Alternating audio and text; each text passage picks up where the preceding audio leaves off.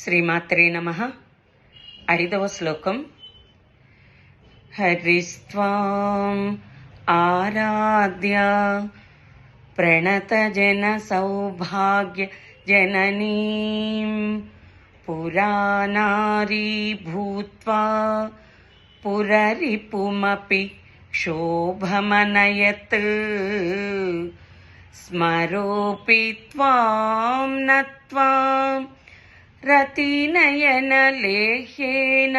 వపుషా మునీనామప్యంతః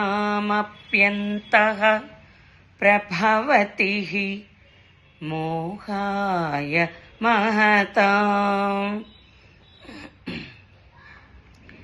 ఈ శ్లోకంలో జగన్మాత శక్తి వలన మన్మధుడు జితేంద్రియములను మోహపెట్టగలరు అని మన శంకర భగవత్పాదులు అయిన మన గురువు గారు తెలియచేశారు.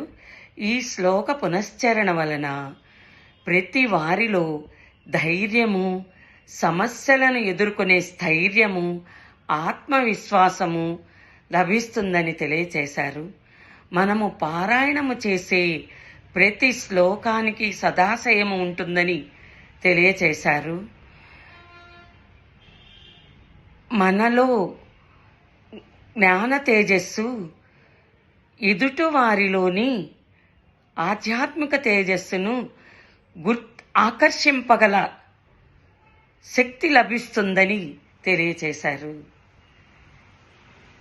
ఇంతకన్నా మనకు కావాల్సిందేముందండి? రేపు 6వ శ్లోకానికి అడుగు పెడదాం.